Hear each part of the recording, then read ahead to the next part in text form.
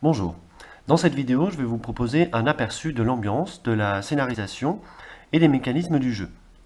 Tout d'abord, un point sur les factions que les joueurs incarnent. Elles représentent les idéologies et les forces sociales qui sont en compétition au XIXe siècle. Chacune possède ses objectifs de points de victoire et deux atouts. Deux objectifs à atteindre pour gagner certains avantages. Les atouts guident également le joueur, ils l'invitent à développer son influence sur certaines parties de la société, à s'orienter aussi vers telle ou telle stratégie. Et enfin, ils garantissent aussi des capacités de rebond quand le joueur se trouve en situation désavantageuse. Chaque faction possède aussi un bastion, un pouvoir plus puissant, utilisable 3 fois dans la partie. Activé au bon moment, il procure un avantage comparatif et permet de créer une situation propice. Atouts et bastions vont permettre d'optimiser certains gains, de créer des opportunités, mais c'est la diplomatie et la négociation qui vous permettront de tirer le maximum de profit de la situation créée. Voilà la situation de départ.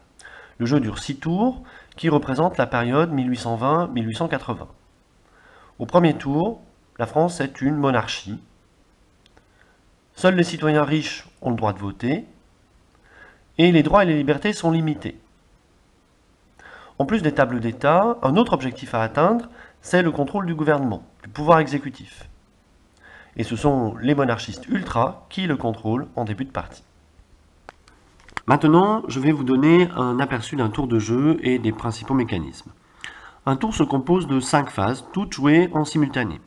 Toutes se prêtent, sous des formes diverses, à la diplomatie.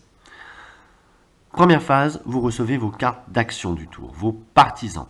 Ce sont eux qui vont permettre de développer votre influence sur la société. 4 cartes bases de valeurs différentes, 3 leurres pour dissimuler vos intentions, plus 1 ou 2 cartes bonus si vous remplissez certains objectifs liés à votre faction. Les deuxième et troisième phases vont mettre les joueurs en compétition pour contrôler les différentes parties de la société en utilisant leurs cartes. C'est ce contrôle qui sera nécessaire pour changer ensuite les tables d'État. La base de toute l'action politique des joueurs, c'est l'influence développée sur la société française. Elle est représentée par ces 6 zones. Y établir un contrôle stable est délicat parce que les joueurs sont en concurrence et parce que cette société évolue. Au premier tour, c'est encore une société traditionnelle. Les joueurs se disputent seulement ces 3 zones d'influence. Réussir à contrôler les notables ou le clergé permettra de dominer facilement les votes à l'Assemblée. À partir du second tour, les paysans s'émancipent.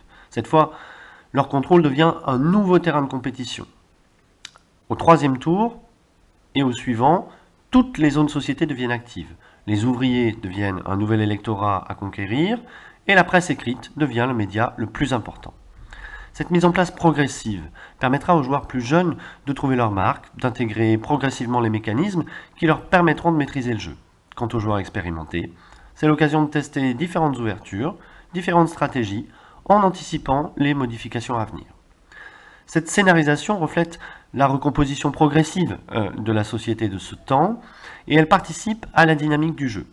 Elle modifie les rapports de force, oblige les joueurs à adapter leurs moyens d'action, leurs alliances et leurs priorités.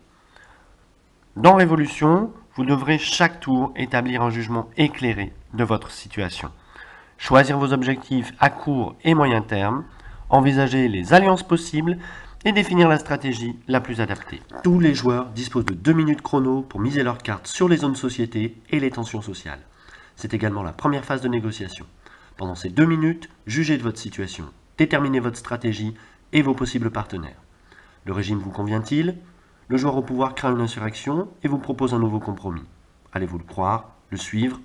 3 cartes socialistes s'abattent sur une zone où vous êtes leader. Pouvez-vous abandonner cette position? Après tout, ce sont peut-être des leurs. Le temps file. Gardez bien en vue le sablier pour placer à temps vos dernières cartes. La résolution des mises est basée sur des règles de majorité. Elle vous permet de modifier l'influence représentée par les marqueurs qui se déplacent sur les pistes. On décompte d'abord les zones société en commençant par les notables. On termine par les tensions sociales qui détermineront l'affrontement final du tour entre action parlementaire ou révolutionnaire. Zone après zone, un joueur révèle les mises et les classe par ordre croissant. Si la vôtre est plus haute, vous appliquerez vos points en dernier et vous aurez de grandes chances d'obtenir la meilleure place, celle qui rapporte le plus de gains. Chaque point misé permet de déplacer n'importe quel marqueur à la hausse ou à la baisse. C'est l'occasion de négocier des faveurs futures, de vous rapprocher d'un autre joueur qui pourrait accepter une action politique commune par la suite. La dernière zone décomptée est celle des tensions sociales. Miser sur cette zone ne fait pas gagner d'influence. Cela permet d'apaiser la population pour consolider le régime en place ou d'exacerber sa colère jusqu'à déclencher une insurrection. C'est la source d'inquiétude permanente pour tout joueur au gouvernement. Un investissement presque obligé si l'on veut stabiliser un régime. C'est cet événement qui décide de la suite du tour. Le joueur au pouvoir prend les cartes de mise en main. Il décide de l'ordre d'application en demandant à chaque joueur s'il mise ses points à la hausse ou à la baisse. Une dernière tractation est peut-être envisageable pour sauver son pouvoir. La réussite de vos investissements ne détermine qu'en partie vos capacités d'action. La clé de la réussite réside autant dans vos capacités à bien vous placer dans les négociations, à influencer les choix des autres joueurs et à recomposer les alliances à votre profit. Lors de la 4e phase du tour, 2 possibilités. Si le régime est stable, les joueurs disputent une phase parlementaire. Sinon, ils s'affrontent dans une guerre civile. Dans une phase parlementaire, le contrôle acquis sur les zones de société vous permet d'obtenir plus ou moins d'influence politique.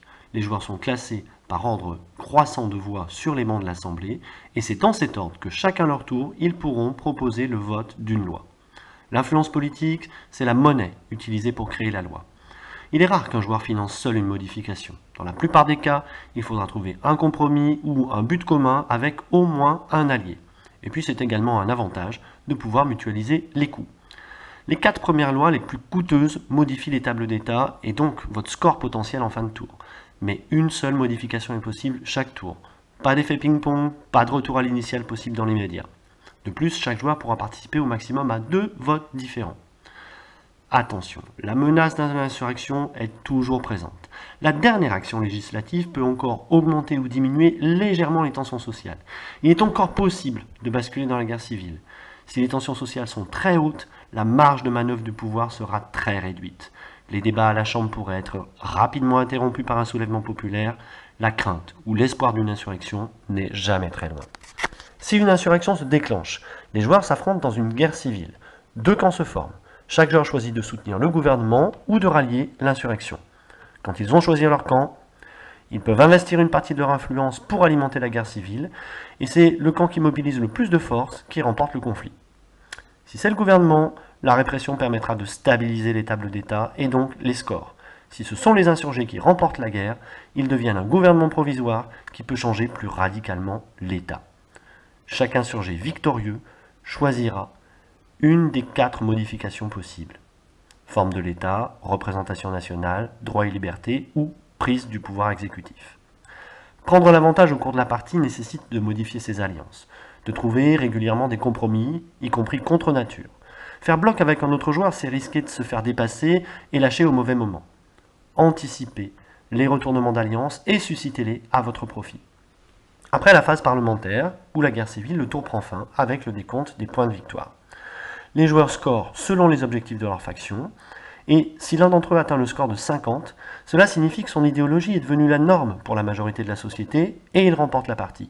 Sinon, le ou les joueurs possédant le score le plus haut à la fin du 6e tour sont déclarés vainqueurs en cas d'ex-aequo. Voilà, j'espère que cette présentation vous aura permis d'imaginer le déroulement d'une partie et vous donnera envie de soutenir le projet.